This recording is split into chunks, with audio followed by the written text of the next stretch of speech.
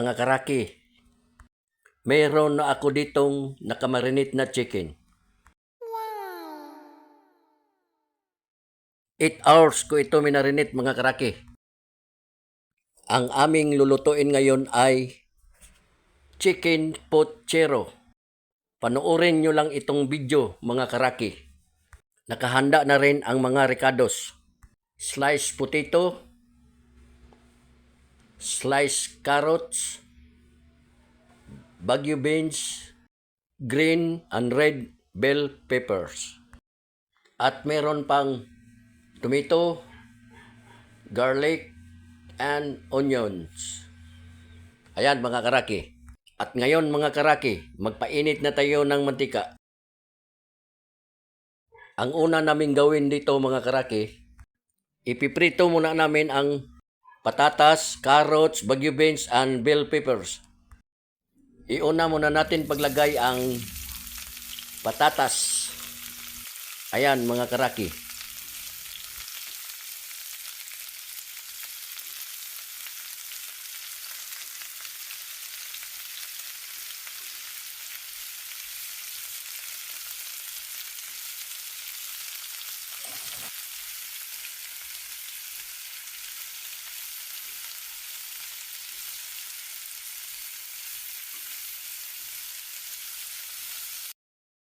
Ayan, luto na ang patatas. Isunod naman natin ang carrots.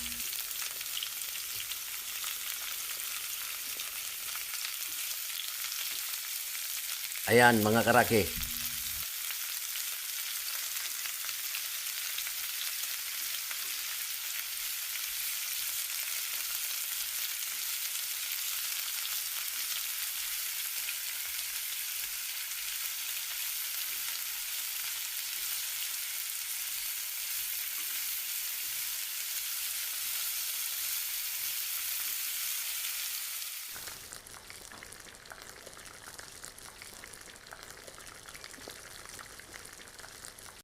Ayan, luto na rin ang carrots. Isunod naman natin ang bagu beans at ang bell peppers.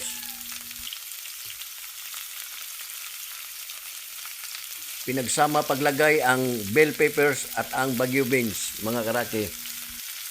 Ayan.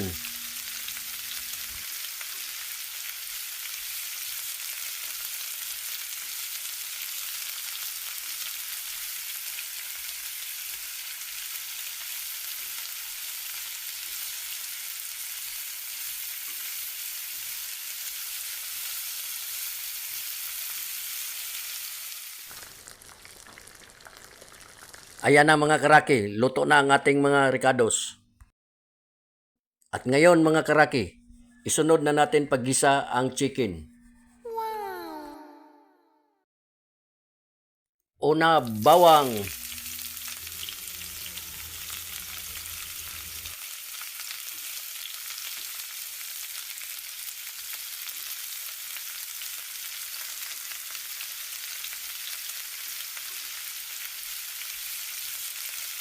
Sibuyas.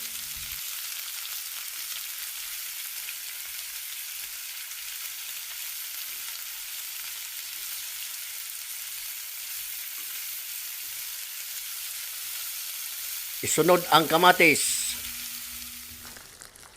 Simmer muna natin ng mga ilang segundo, paitusin. Ayan mga karaki. At pagkatapos niyan, isunod na naman ang manok mga karaki. Ayan. Wow. Ayan mga karaki. Nilagay na ang ating minarinate na manok.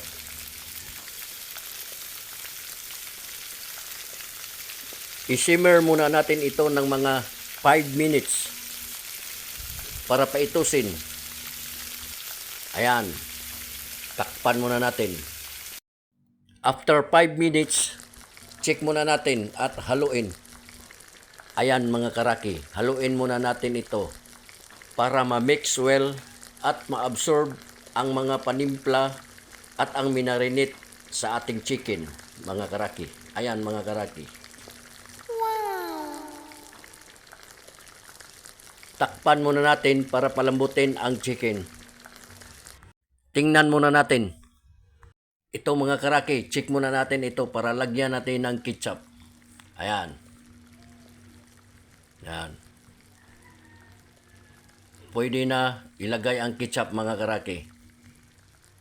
Pwede rin mga karaki, ang ilagay nyo ay tomato sauce. Pwede rin. Pero ang sa amin, ketchup lang ang aming nilagay para magkakulay din ang ating chicken. Ayan mga karaki. Haluin muna natin ito para ma-mix ang ketchup. Ayan. At pagkatapos yan mga karaki, takpan mo na yan para mag-absorb ang mga panimpla. Ganyan lang mga karaki. Ayan.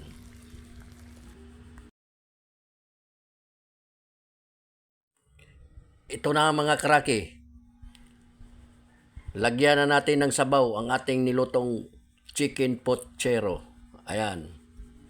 Basta pochero mga karaki, kailangan talaga may sabaw yan. Ganon ang pochero. Kaya maglagay tayo ng sabaw. Lagyan natin ng tubig. Mga karaki. Ayan. May sabaw na ang ating pochero. At pagkatapos niyan, takpan muna natin yan para kumulo ang sabaw. Pakukuluin muna siya maigi. Para isunod, ilagay na natin ang mga sangkap. Yung patatas, carrots, bagyo beans at saka bell pepper. Ayan na mga karaki. Kumukulo-kulo na ang ating pochero. At ilagay na natin ang mga sangkap. Ayan. Wow!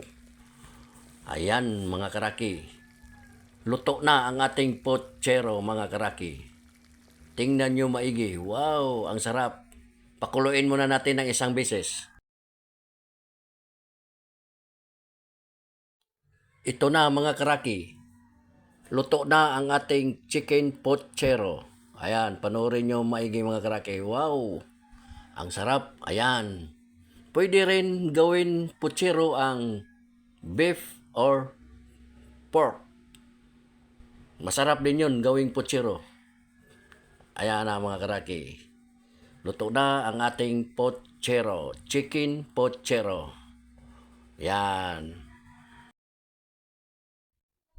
Ito na mga karaki. Maglagay na tayo ng pochero sa ating plato. Ayan. Wow. Ang sarap.